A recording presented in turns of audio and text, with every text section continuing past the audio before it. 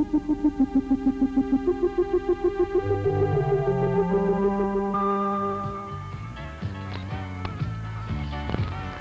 on, Trina, we're gonna be late for dinner. What time did you say it was?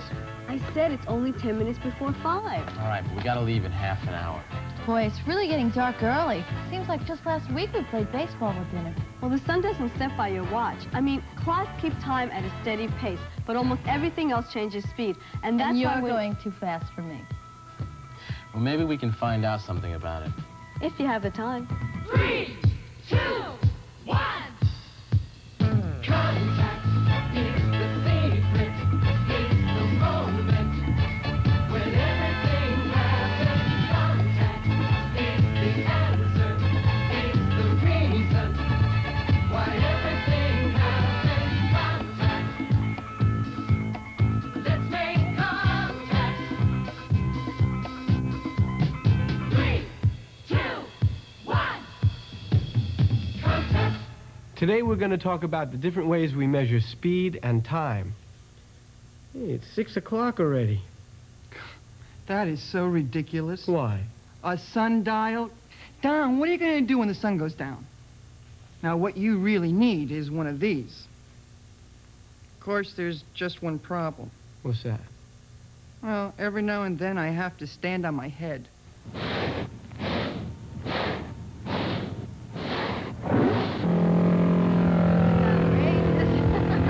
On an early morning in October, I took a ride with Peggy Preble on the Laconia, New Hampshire motorcycle racing track. Oh, no! How fast would you be going if you were racing? Probably 60 in a turn. Why does it feel so fast? Because you're out in the wind. It's not like a car where you're enclosed and you don't feel any of the wind. How fast do you think we're going now? Probably only about 40. It really feels a lot faster than if we were doing 40 in a car. Is this a heavy-duty turn? Yeah, I love this one. Great. Really great. Woo! Yeah, Peggy, that was great. How come when you're riding, like, you bend down so much? You bend into the handlebars. If you sit up, you have the wind hitting you and it slows you down. You lose a couple seconds. Yeah. If you crouch down, you're down. What about when you come down the straightaway, you go really, really fast. You do this, like, jumped up. What is that? Why are you doing that? That looked like it was the best part. You have to slow down for the turn. And then you want to go as fast as you can down the straightaway, so you have to keep shifting up, changing gears on the bike to go faster. So you come out of the turn, and then you go really fast, and then you have to brake before you go into the next turn? Yeah, you accelerate right up to as far as you can, and then you slam the brakes on as hard as you can. You never coast. You're either accelerating or you're slamming the brakes on and stopping. Well, how do you do that? Here, I can show you. Well, the clutch disengages the engine from the gears, so you can shift gears. You pull the clutch in, you shift with your foot, and then you let the clutch out. Hey, how come your speedometer's all taped up like that? I don't even have a speedometer. I have a tachometer that tells me how fast the engine's going. That's what's important. It's not important to know how fast you're going. It's only important to go faster than anybody else. You go as fast as you possibly can.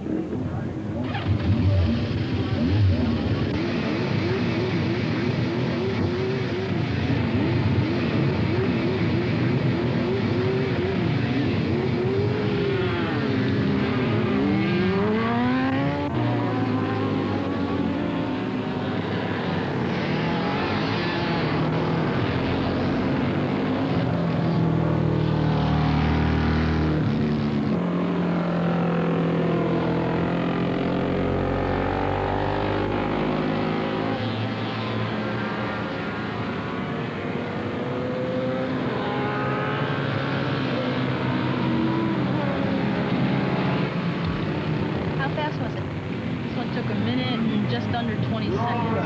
How far is the track left? This track's about a mile and a half long. So, does that mean that she did 60 miles an hour the whole time around? No, probably she did 80 to 90 on the straightaways here, and then you have to really slow down to make some of these corners to like 30, 40 miles an hour. So when you average it, it's really fast. Does Peggy go that fast in all her races? Well, it depends on the track and the weather. Like today, it's very slippery out there, and she'll probably go a little bit slower than she normally would, especially around the corners. Yeah. But in other races, you try to build up as much speed as you can and brake at the last possible minute.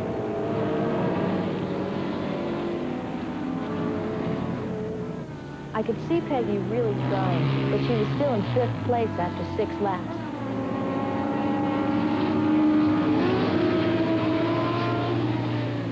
By the next to last lap, she was closing the gap.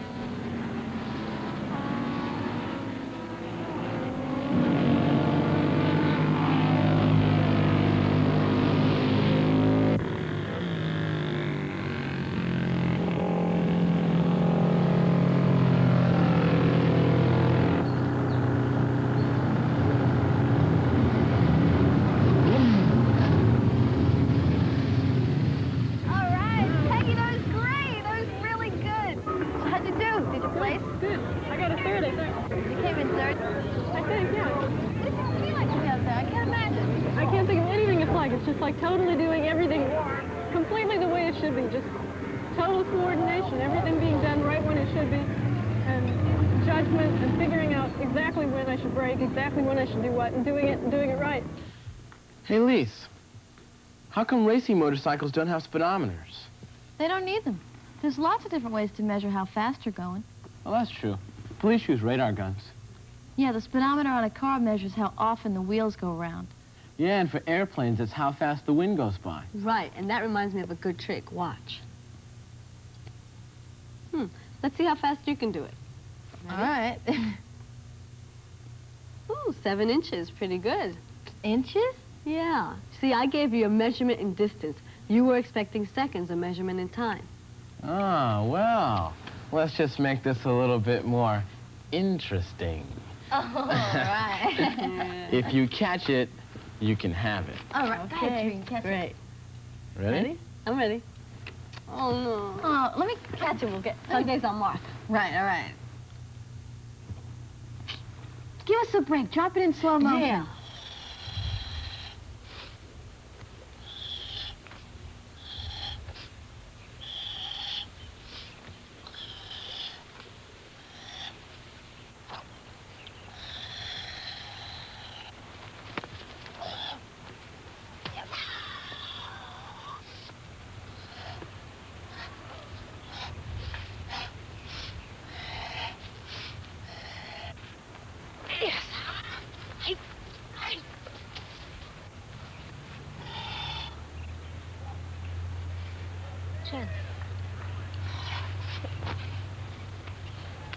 Trent. Really, that was excellent. That was so beautiful. Thank you. That was karate, though? Yes, it was. But it looked more like some kind of a dance or a... Well, it is sort of like a dance, except it's called kata. It's a series of techniques.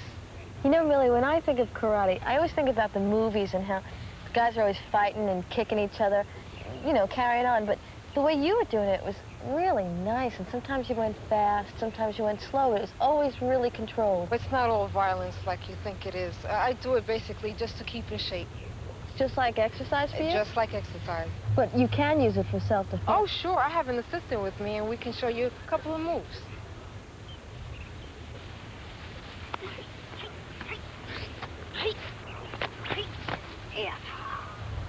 Jeff, are you all right? She pulls her punches and kicks, so it doesn't really hurt. What do you mean she pulls them? In other words, she doesn't really hit me with her power. She stops. She just touches. I didn't even see what you were doing. I mean, you started out, and before I knew it, Jeff was laying on the ground, and what happened? Well, we'll do it again, and watch closely. All right.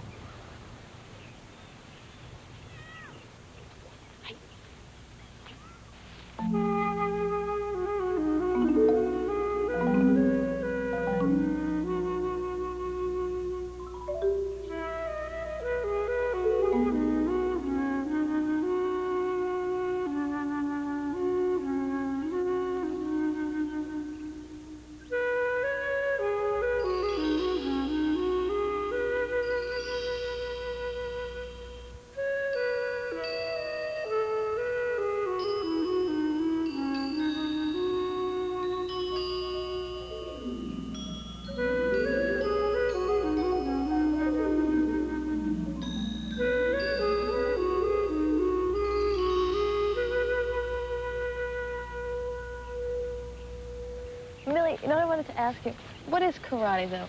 Is it a sport, or is it like a hobby? What is it? Well, karate is a sport. And what it is 90% mental and 10% physical. What I mean is it requires a lot of concentration. Yeah. What if I wanted to learn it? What would be the first thing I would be taught? Well, the first thing you'll be taught is you'll be learning exercises. You'll be stretching, you'll be jumping rope, and then we'll get into the kicking. You learn a kick? Yes, that's the first things we'll be learning after the exercise. Can you show me one? Of course I can. Okay, watch. Height, height, height, height, height, height, height. It's very good. Yeah? It's very good, yes. If you practice enough, can you aim it? Oh, Can you of aim course. the kick? Well, through practice, you develop aim also, because you're concentrating on where you're going to be hitting at. That's part of the practice. I have an apple in my pocket. If I held it out like this, you think you could aim your kick to hit it off my hand? Well, I can kick the apple, but I have a better idea. Oh, yeah? How about putting it on top of your head? That's better. Put this apple on top of my head That's right. and let you kick it off. Yes. Try it. I don't know about that. Have confidence. I can do it. Well, yeah, I know you can do it, but I don't know if I'm, well... Try it. You'll see. I don't know. I must be nuts. Okay. What if I'm going to close my eyes. I don't want to see this. Okay. Okay. Oh, no.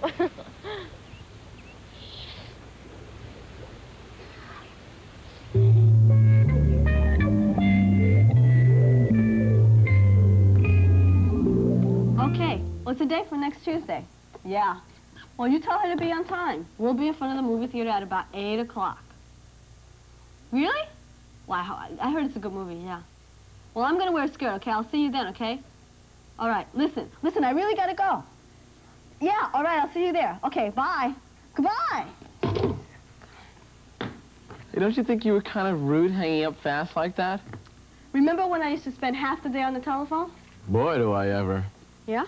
Well, I borrowed this 3-minute hourglass from my sister's spelling game. It helps keep me from talking too long. Wait till your sister finds out. You're going to give her 3 minutes to complain? Hey, these are really good at breakfast. Toasted lightly with butter. No, I mean the time your 3-minute egg. Well, animals don't need an hourglass to know when they can eat. They tell time in other ways. The Bay of Fundy in Canada has some of the highest tides in the world. Some places along this inlet, the water rises more than 50 feet from low tide to high tide.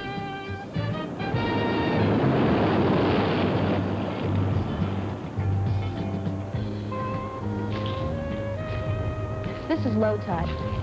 Fortunately for me, otherwise I would probably be drowning. Or swimming. See this pier here? During high tide, the whole pier is covered with water. And at low tide, you can walk right underneath it.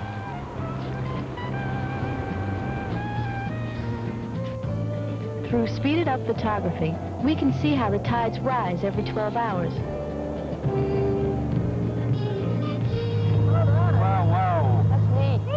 I asked Dr. David Scarrett, a marine biologist, why the Bay of Fundy is so turbulent. Because there's water coming this way, there's water going down, there's water coming in from the side, and it's all going at different speeds, which is why you get all of this mixing. And this mixing does other things too. From the oceanography point of view, from fisheries point of view, although it's driven by the tides, it makes this area unbelievably productive. The birds come here at certain times of the tide. You can see the birds feeding on the little animals that live in the water, and the fish come in, and they're all here because of the tide. Because the tide brings food for life? Brings the food, because the tide mixes up all of the nutrients that the plants need to grow upon and the animals need to live upon.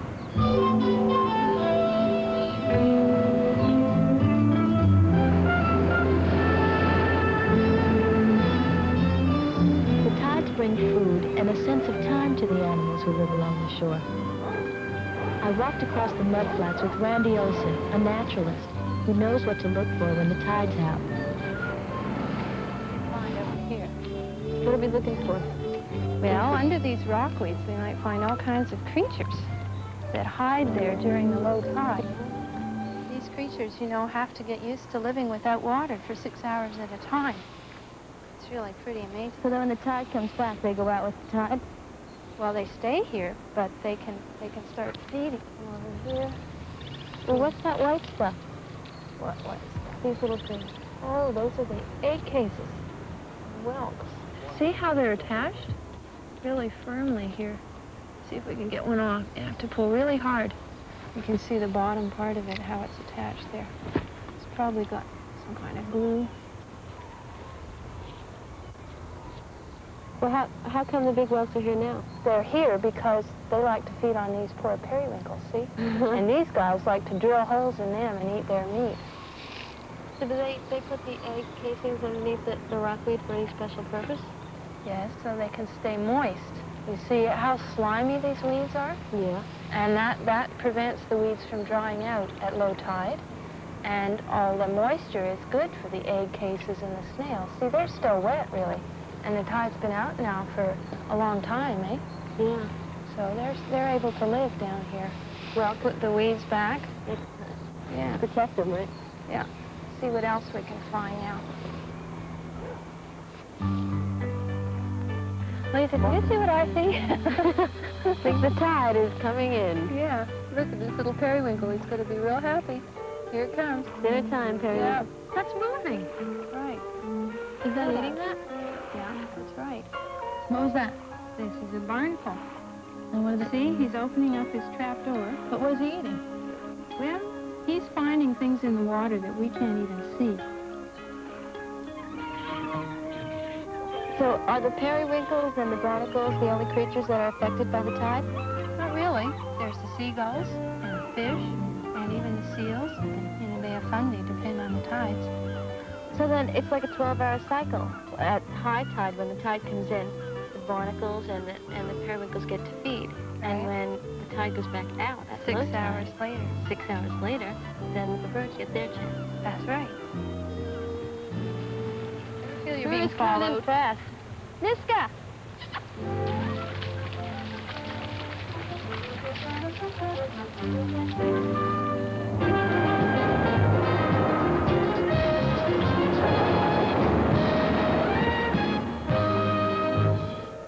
Seasons are a recurring pattern, a rhythmic pulse that beats throughout the years.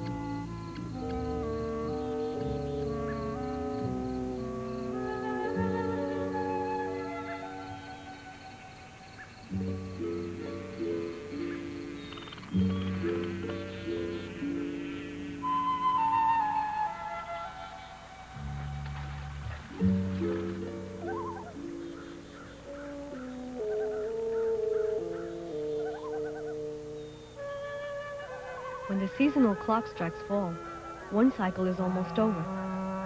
Spring will come again. But on a chilly autumn day, the birds head south for the winter.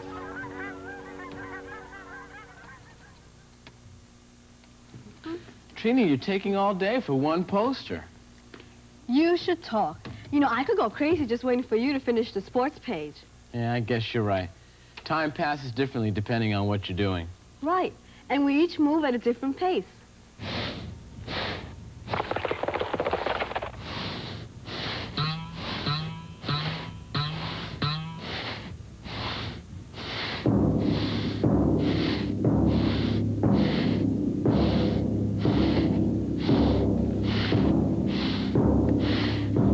What do you think? Looks good. Yeah. Definitely worth waiting for. Trini has a crush on Gregory Peck. So? Well, I saw him on a talk show the other night. He's still really handsome. Hey, you think I look that good when I'm his age? Oils off the skin so that all the stuff that we're going to be putting on your face is going to stick properly. Alrighty. This is what is known as a foam latex appliance. It's made of foam rubber, just the kind that you might find in a foam rubber cushion, but it's a lot finer.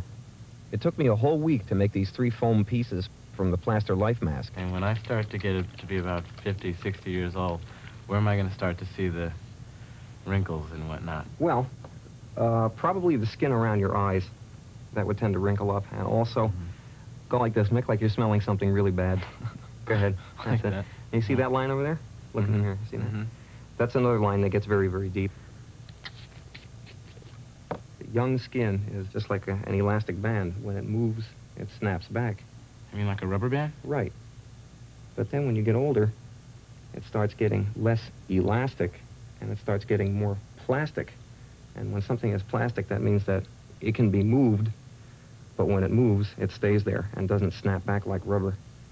Well, when a person ages, aside from the skin losing elasticity, what happens is that your bone structure will start to show through.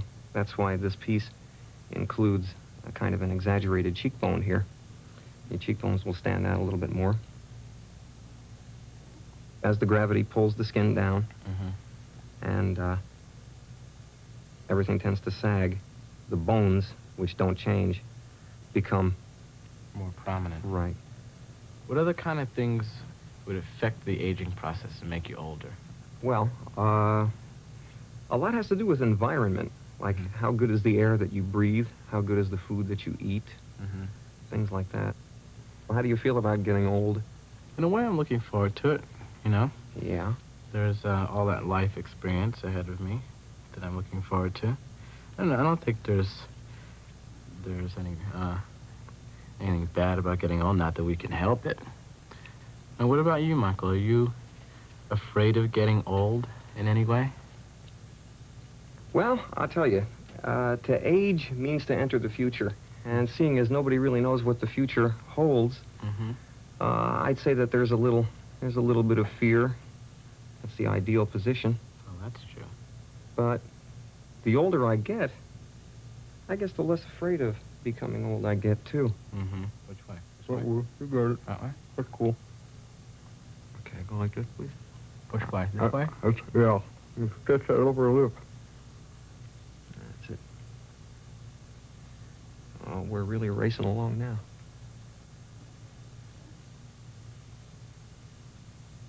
I see what you mean about having pulled the skin down. Are you going to add lines and stuff also? Not a whole lot. There's going to be a few shadows and highlights, but not a whole lot.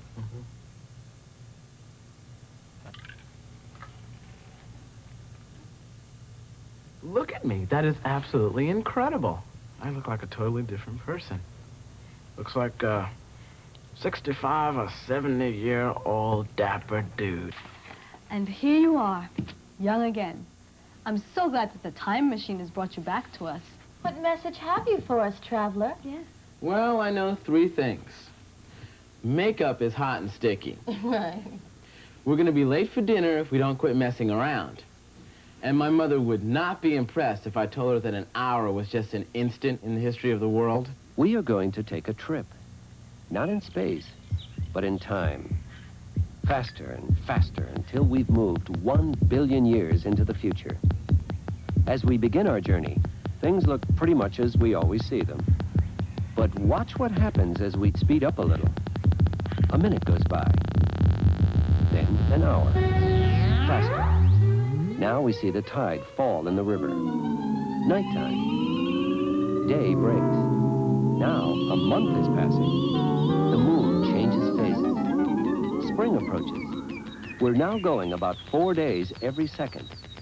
Spring changes to summer and into fall. Now the first snow comes. It's New Year's Eve. Winter goes by in an instant.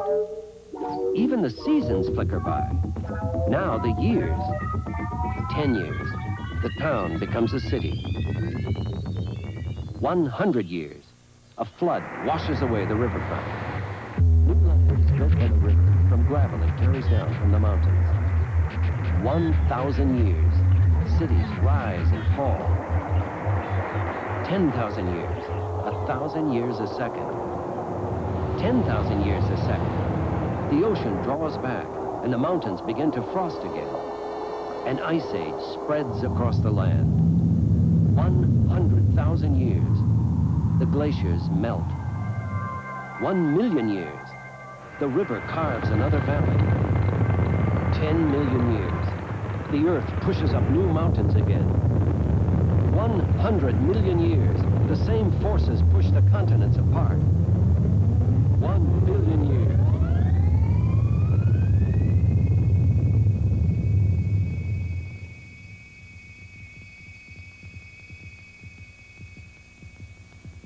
The history of the world in 2 minutes. Wow, I guess you really have to make every second count. And count every second. Well, at least they're all alike on the clock. What do you mean? You know, there are 60 equal seconds in a minute, and 60 equal minutes in an hour, and 24 equal hours in a day. So? Well, do you know how the ancient Romans used to divide up their day? Yeah, half anchovies and half pepperoni. They wanted 12 hours of light and 12 hours of dark every day. So as the seasons changed, they made the hours longer or shorter. You mean in the summer when there's more daylight, an hour could have been 75 minutes? Yeah, and in the wintertime, a daylight hour might last only 45 minutes.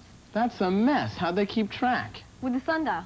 Not too great on a rainy day. Yeah, and mighty heavy to wear on your wrist.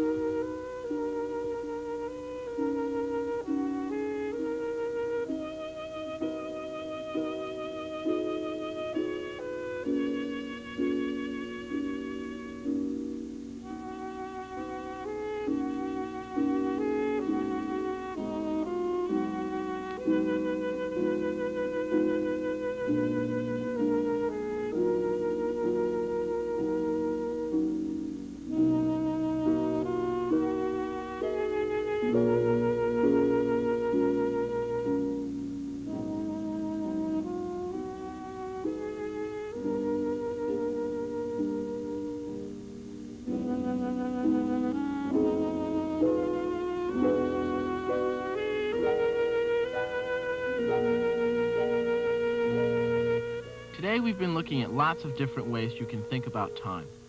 How the world changes as time goes by, and how people change over the course of a lifetime. And we've also been looking at how fast some things move in a very short period of time.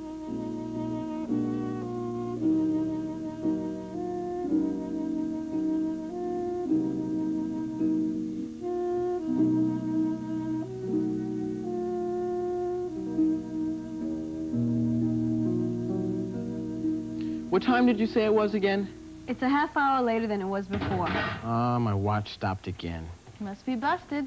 Hey, why don't you get a digital sundial? Or a Roman clock with longer hours at night. That way we wouldn't be late for dinner. Is your mom making lasagna? Yeah. Oh, good, yeah. I can't wait. Whenever there's trouble, we're there on the double.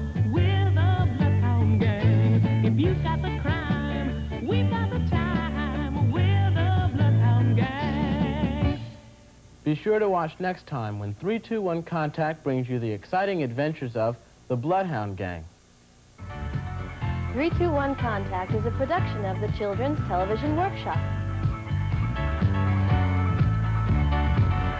This year's winner in the National Geography Bee is 13-year-old Lawson Fight of Shumway Middle School in Vancouver. Watch the finals of the event Saturday at 6 here on OPB.